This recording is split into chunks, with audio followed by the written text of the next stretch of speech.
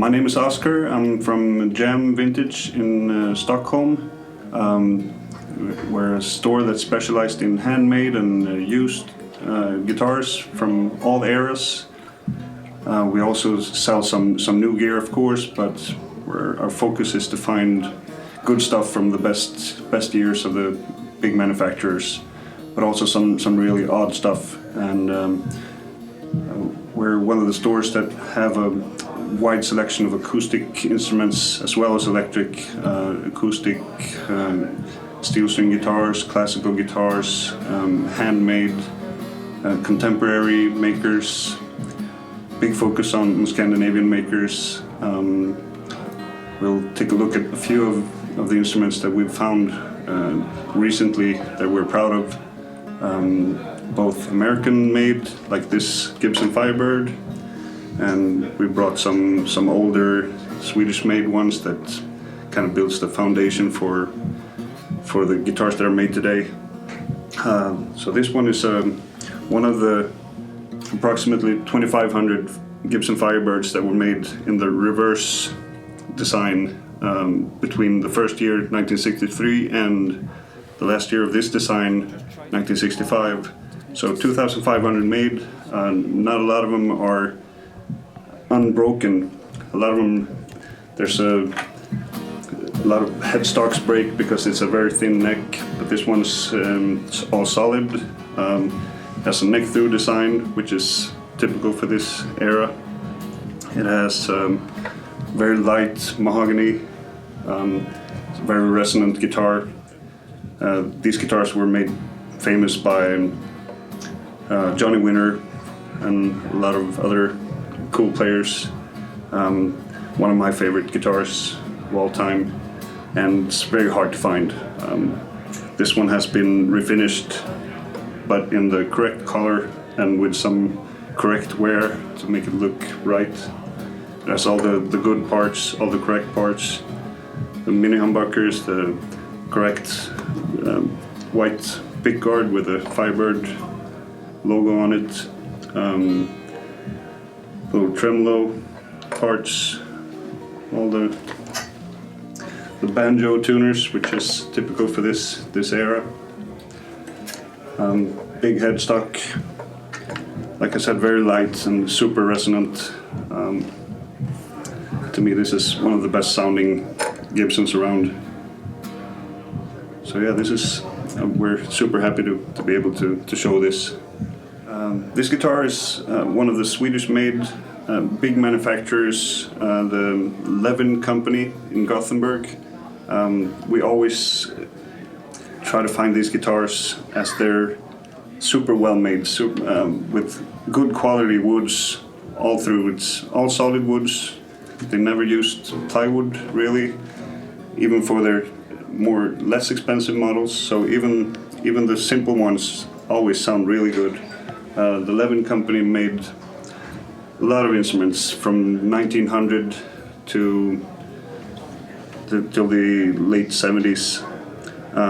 This is a model 123 from 1958, and to me a lot of these guitars is future vintage.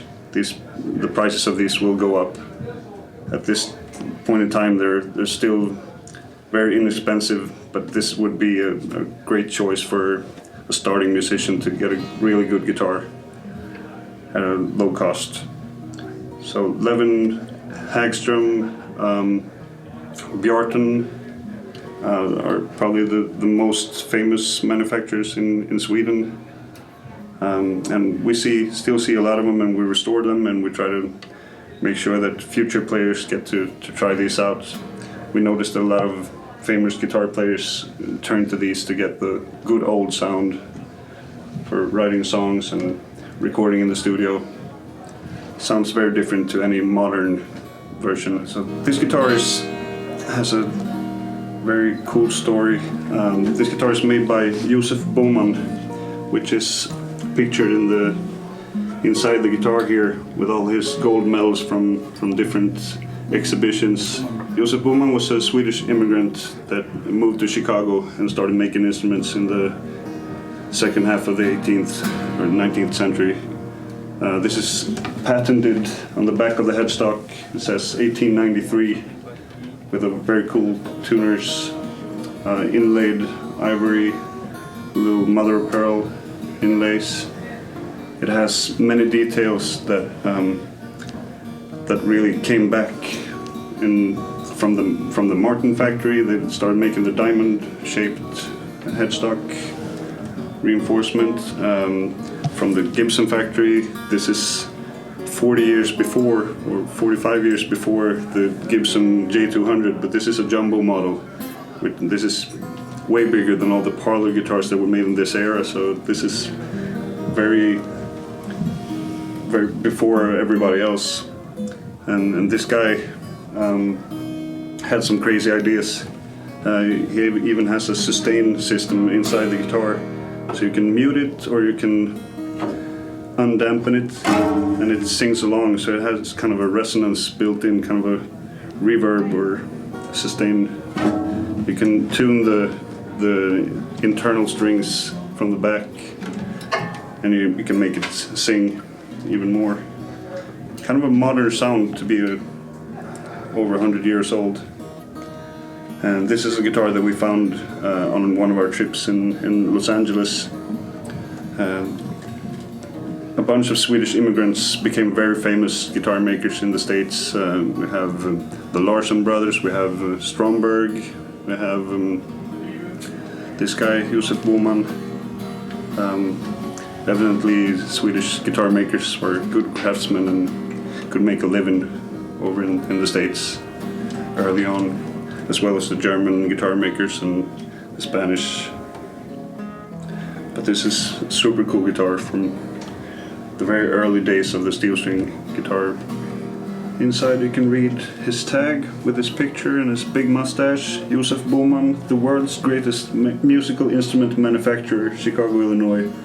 On one of the tags in one of the books I read, it says, if you can make a better guitar, I will give you $10,000. So he was not a shy guy.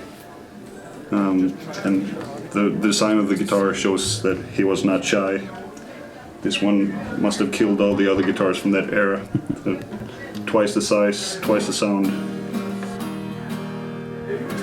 Super cool. And this is another Swedish manufacturer, craftsman in the western parts of Sweden. This is dated inside 1905. From what we found out, very little is known about this guy. He calls himself KB. And he was a furniture builder. You can tell from the intricate bridge with a lot of carvings, little details like the tiny pickguard. For in those days, a lot of the lute players used their index finger to lean on the top of the guitar so they didn't scratch through. So he put a little plate right there. He uses fanned frets, which is something that has come back later, and today is a modern thing to make a longer scale on the bass strings and the shorter scales on the treble strings. And it actually very ergonomic. It follows how the hand moves. So already in 1905, the Swedish manufacturers were using fanned frets, which is spectacular. Has some nice details with very pretty woods, very arched back. So they were trying out new ideas, not just the old parlor guitar look, but they were designing and kind of cutting edge for that era. This is another one for the museum, 1905. I think the trend right now is that people are learning. There are a lot of new good craftsmen that are making one guitar at a time and taking their time to make something that really sounds good and picking the woods. Quite the opposite of having a factory-made guitar, and I think it's a thing that will grow in the next coming years. People are, if everybody understood the deep tradition and the heritage of guitar making and instrument making in all of Europe, but for me especially in Sweden. Thank you so much for watching. If you want to see more of our inventory, you can check us out on Jam Guitars or see us on Vintage and Rare, and you can go through some of the cool guitars that we get in. See ya.